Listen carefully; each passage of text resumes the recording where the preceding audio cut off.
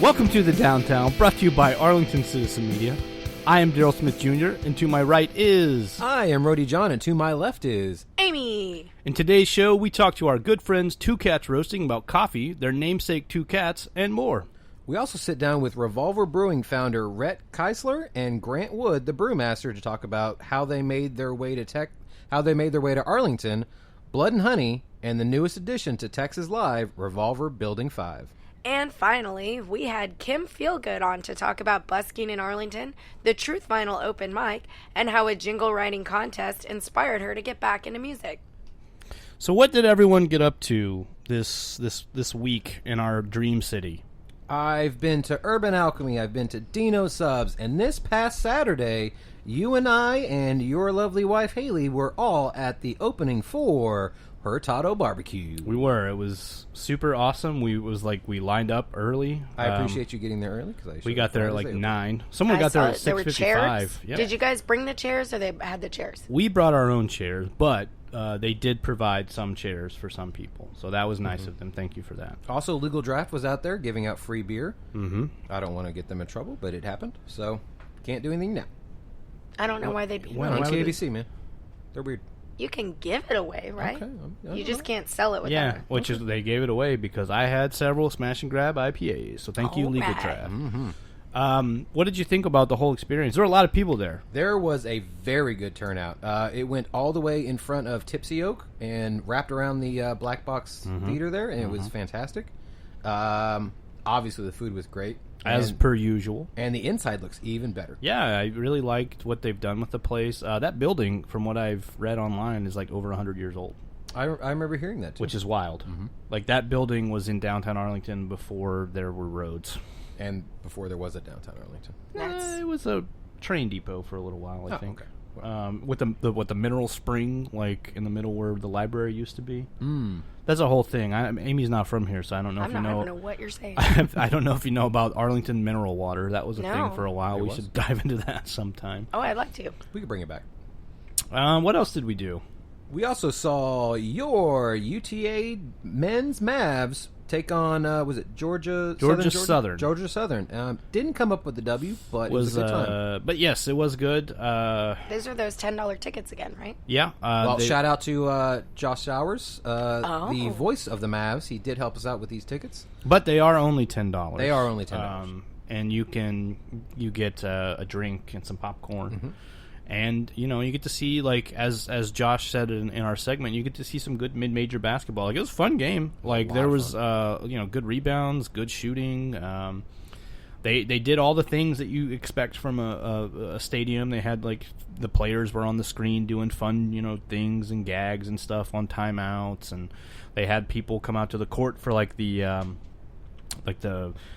horse race game that they had with, the weird horses. And during the halftime, they had guys with I believe they were on America's Got Talent. Yeah, they were like slam dunkers. Yeah, they had like big doing flips and stuff in the air. Oh yeah, really? It was crazy. Yeah, it was pretty wild and pretty fun. How's the parking? Is that free?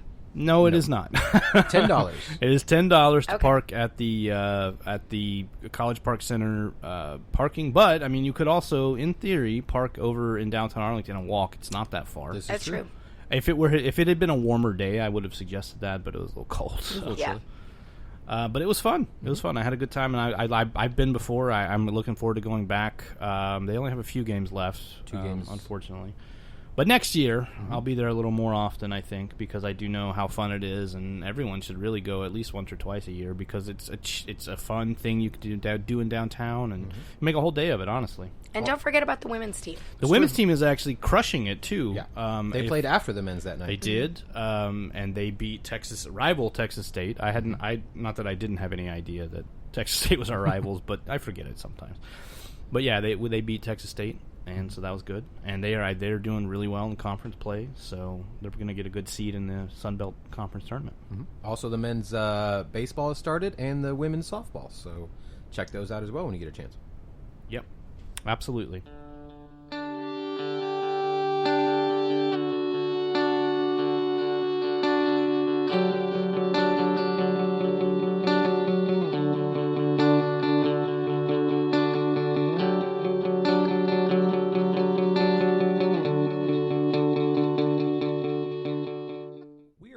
Jake and Janelle Sikora from Two Cats Roasting. How are y'all today?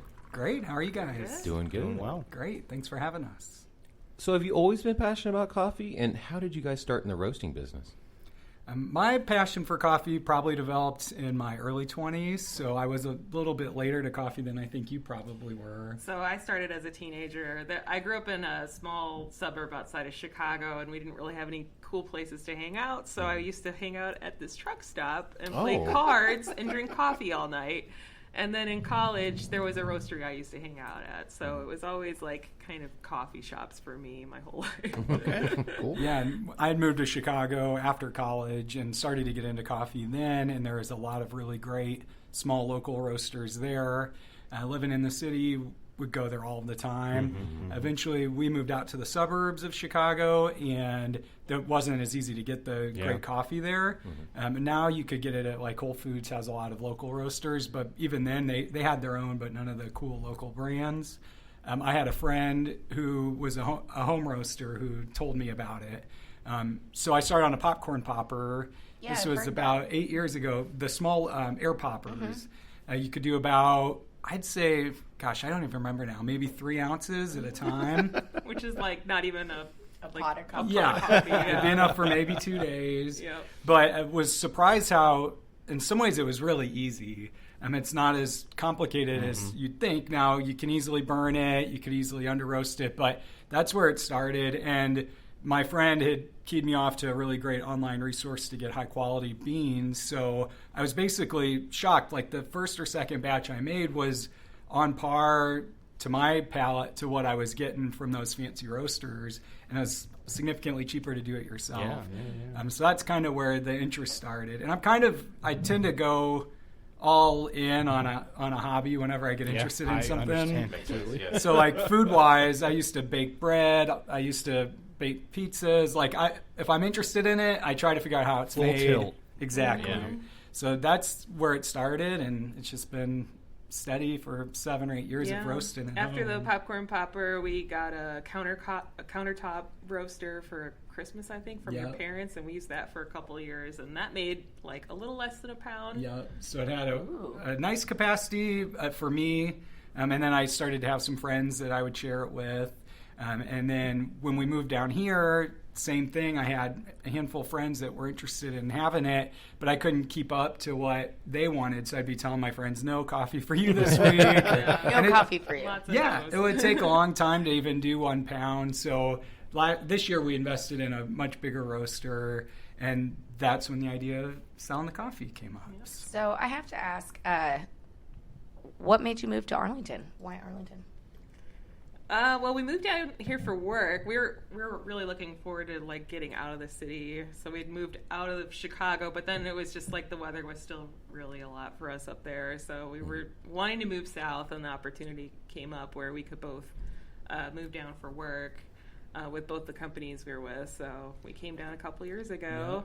Yeah. I actually lived here when I was a kid from age about 2 to age 9. So we'd lived in South Arlington at the time, and I'd always had a real soft spot in my heart for Texas. I still really liked it. Had been down a couple of times as an adult for work, and so it was kind of the perfect combination of everything. Yeah, we came down for about a week to look at houses, and we looked at a bunch like around North Dallas and kind of the east part of Dallas. And then when we found this house in Arlington, we were just like, the neighborhood was great, the scene looked great, the commute was great. Like, we were just like, we were sold on it, and we've loved it here ever since. Yeah, it was like for me too, it was like a mind trip, because so much had changed, but so many things are the same from when I was a boy. So it's like, we're gonna live by the Ranger Stadium. I couldn't be happier. You know, it was just such a excited about that bizarre turn of events, but it's been better than we ever could imagine. So. Where'd you go to elementary school? Corey Elementary. Oh, okay. And we were one of the 1,000 Points of Light. Oh, so wow. I was there. I was in the inaugural class at Corey. George Bush was there to present the award. It was such a great memory to have. So just those are obviously, that's a big thing, but those Sign Point memories, Six Flags, Rangers games, all that stuff was Ponchos. always Tell me about ponchos. ponchos. A lot growing up. That's a good childhood memory. As a child, it's a great food Oh, of memory. course, yeah. As an adult, I've been Exactly. Not as great. And but there's as been a child- number of things like that when you come back, you're like, this is actually He as did good as I lure me remember. down here with promises of ponchos, Yeah. and I don't think we've even been since we moved we here. realized it probably wasn't. Yeah, worth I it. didn't live You're up not to missing the out. Sorry, Yeah. ponchos. I mean, some appeals are great. Yeah. Yes, Still a great and the part. flag, Yeah, the flag but- deal was always fun there. Campo Verde is great, though. Oh, yeah. my. Funny you should mention it. Yes. That's one of our all-time We're favorites. obsessed. Right. And at the Arlington Market in Pantego, at New Main, which is one of the main spots where we sell our coffee, that's every time we go there Yeah. right after. We That's still- our after. Yeah, we always go. So it's a wonderful joint. I and love it. We love all the food here. So it's That's been what's awesome about Arlington is like it has institutions like Oh, that. yeah. You know, Yeah. like Like that place, Prince Lebanese. yeah, like Candlelight. legit. Yeah, candlelight. I do love me some candlelight. Yeah. we love the mix of the convenience of the suburbs, but that real city feel of Yeah. those genuine institutions too. So Right. I mean, Arlington is like, and a lot of people have said, like, Arlington has at times a small town feel, but like big atmosphere. Right. I mean, we're a pretty big city. We Yeah. have almost Very 400,000 big. people here. Yeah. You know, Right. Like, we're like the 48th or 46th biggest city in America. Like, 100 square miles. yeah, And that's before the exactly. census. So. Yeah, so it could be 400,000 with all the people that move to North Texas. But so I think that you kind of got Arlington gets kind of the best of both. Yeah. in some ways, We think which I so, think is really too. cool. yeah. So jumping back to the coffee, Sure. where do you source your beans, and what do you look for in terms of quality? Yeah, so there is a company called Sweet Maria's. They have a subsidiary for larger roasters, which is who we order from now, called Coffee Shrub. And it started, I think they've been doing it for almost 30 years. They source the coffee from small family farms primarily, some co-ops. And they go all over the world and taste and sample and then work with the farmers to get the highest quality coffee possible. So our process is what I've always done, even as a home roaster. Pick 7 or 8 that sound good. You know, they've got tasting notes on their site for you to order. We order it in, and then I'll roast that sample size. We taste them and decide what we like the best.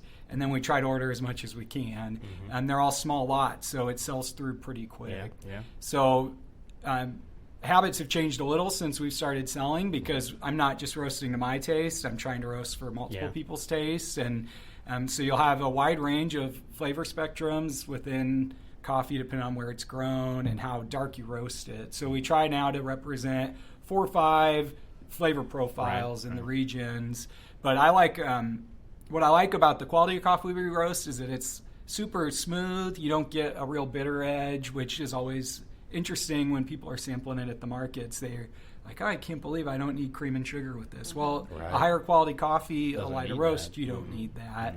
So that's a trait we look for in all of them. I have gotten to where I'm interested in the more pronounced regional flavors. So if I'm buying an African coffee, I want it to be really fruity. I don't want just a little of that. If I'm getting a Brazilian coffee, I want it to have that real nutty, chocolatey flavor so that when we're out sampling and selling to our customers, they can really get a sense of the different varieties and how they taste. So that's kind of the process we go through for sourcing it. But the biggest issue we've run into with that is this being smaller farms. We sell through and then have to educate our customers that, well, that Guatemalan was awesome. But it's not here anymore. It's not going to be around anymore, you know. And if you're going to actually work with genuine small family farms, that's what you're going to run into. So it's definitely been educational for us and for the folks who we have been selling to. So you already mentioned the farmers market at New Main in Pantego, which is where we met you guys. But where else do you sell, and do you do custom roasts? You want to talk about So we're at usually Cowtown every Saturday. In the winter, we've been taking a couple of those off. But yeah, you can find us from 8 to noon at Cowtown Farmers Market in Fort Worth. And then we also sometimes do Farmers Branch markets in the summertime. They're like a twilight market. There's usually like music and lots of other vendors.